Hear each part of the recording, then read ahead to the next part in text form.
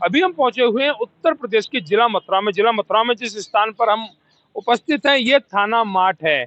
और इस थाने की कार्य प्रणाली को देखकर, न्यायिक प्रणाली को देखकर हमें गाजियाबाद से यहाँ का रुख करना पड़ा, क्योंकि पुलिस की अच्छी कार्यशैली के लिए अगर हम नहीं पहुंचे तो फिर बेकार है पत्रकार जगत में हम लोगों का होना। पत्रकार मीडिया लगातार पुलिस पर आरोप लगाती रही है, लेकिन अच्छी कार्यशैली के लिए भी उन्हें धन्यवाद का पात्र बना के गई है। जिस तरह से देखा गया कि थाना माठ के अंदर जो थाने का प्रशासन है, उसने बहुत सुंदर कार्य करते हुए, न्यायिक कार्य करते हुए एक परिवार को न्याय देने में अपनी अहम भूमिका निभाई और आगे निभा भी रहा। हालांकि इस दौरान उस पर दबाव भी बनाया गया, पुलिस प्रशासन पर तरह तरह के आरोप भी लगाए गए, लेकिन उन सभी आरोपों को पीछे छोड़ते हुए पीड़ित परिवार का साथ दिया। आखिर कौन है वो पीड़ित परिवार, उससे जानकारी लेते हैं। कि ऐसे क्या कारण थे कि माठ थाना क्षेत्र के अंतर परिवार पीड़ित बन गया। भैया आपका नाम? मेरा नाम योगेश दीक्षित है। दीक्षित जी कहाँ रहते हैं? मेरा जो गांव है भांडीरवन माठ, माठ में। वहाँ मेरा पैतृक मकान है, वहीं मैं रहता हूँ।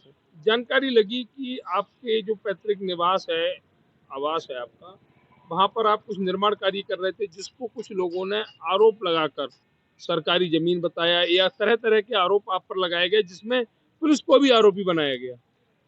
सर, ये जो मेरा मकान है वो मेरे पैतृक मकान है। सीताराम मेरे दादाजी का नाम है, उनके नाम पर है। 1962 में मेरे दादाजी ने ये बहनामा कराया था, जिसका हमारे पास ऑन द रिकॉर्ड सारे रिकॉर्ड्स हैं।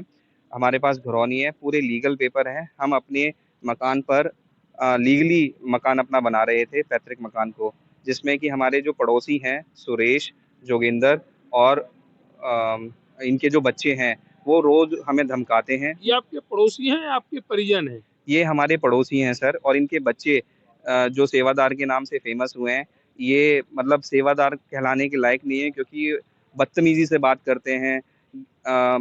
जब हमारे साथ मारने की धमकियां देते हैं कि आप दिल्ली तक नहीं पहुंच पाओगे, हम आपको कट्टों से यहीं मरवा देंगे, इस तरीके की अभद्र भाषा से बात करते हैं। जो आपके ऑलरेडी जो धमकी वगैरह दी गई थी, इसकी शिकायत आपने पुलिस प्रशासन से की थी? हमने 3 या 4 बार पुलिस प्रशासन को ये बताया, लिखित में भी जवाब दिया। यहाँ माठ थाना जो एसएचओ हैं उनको भी हमने बताया, और तब जाके ये इन पे कार्रवाई हुई। आप पुलिस की कार्यशैली से संतुष्ट हैं? हाँ, पुलिस की कार्य संतुष्टि से हम बहुत संतुष्ट हैं, क्योंकि उन्होंने जो ये गुंडागर्दी कर रहे हैं सेवादार के आड़ में, जो से तो पुलिस ने हमारा सहयोग दिया कि ये इनका लीगल मकान है तो आप क्यों नहीं बनने दे रहे। बट ये फिर भी पुलिस पे आरोप इन्होंने गंदे गंदे लगाए कि आप बिक गए हो, आपको पैसा दे दिया है, आपकी मैं वर्दी उतार दूंगा।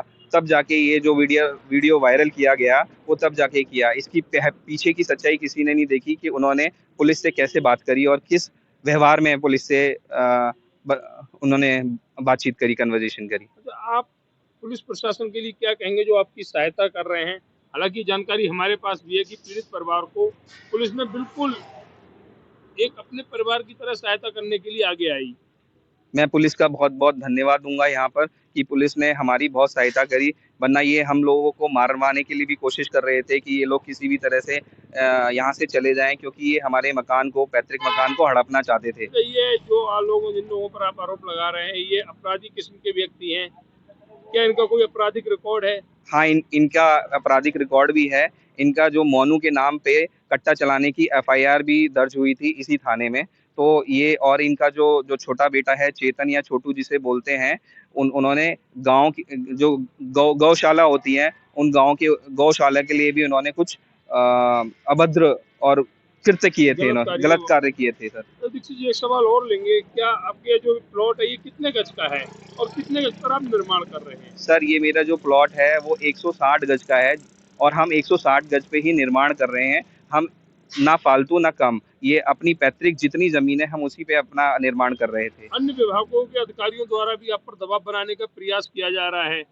हाँ, ये हमारे साथ बहुत हुआ है कि अन्य जो विभाग, एमबीडीए के जितने भी विभाग हैं या तीर्थ प्रतिशत के जितने भी विभाग हैं, वो आके सिर्फ कोई रिटर्न ऑर्डर नहीं देते, सिर्फ हमें काम रोकने के लिए है ना मना करते हैं, काम मत करो यहाँ पर, मतलब आके एकदम से दबाव में लेने की चेष्टा कर देते हैं हमें सर। तो ये थे हमारे साथ दीक्षित जी, जिन्होंने बहुत ही स्पष्ट शब्दों में कहा कि हमारे ऊपर दबाव बनाया जा रहा है कि हम किसी तरह से यहाँ से पलायन कर जाएं, लेकिन उत्तर प्रदेश में एक न्यायिक सरकार कार्य कर रही है। उस सरकार के होते हुए किसी भी परिवार को पलायन करने की कोई जरूरत नहीं है। वहीं धन्यवाद का पात्र है थाना मार्ट का सारा पुलिस प्रशासन, जिसने समय रहते ऐसे अपराधियों पर कार्रवाई करते हुए परिवार को न्याय देने का कार्य किया। हालांकि इस कार्य में पुलिस के ऊपर आरोप भी लगाए गए, कुछ राजनीतिक दबाव भी हो सकते हैं, कुछ ऐसे व्यक्ति भी हो सकते हैं जिनका कार्य सिर्फ दलाली करना है। ऐसे लोगों ने पुलिस पर आरोप भी लगाए, लेकिन उसके बावजूद भी पुलिस ने सारी प्रणाली से ऊपर उठते हुए पीड़ित परिवार को न्याय देने का प्रयास किया और आज भी पीड़ित परिवार के साथ दे रही है। उसके लिए कहीं ना कहीं धन्यवाद की पात्र है थाना मार्ट, जिला मथुरा पुलिस।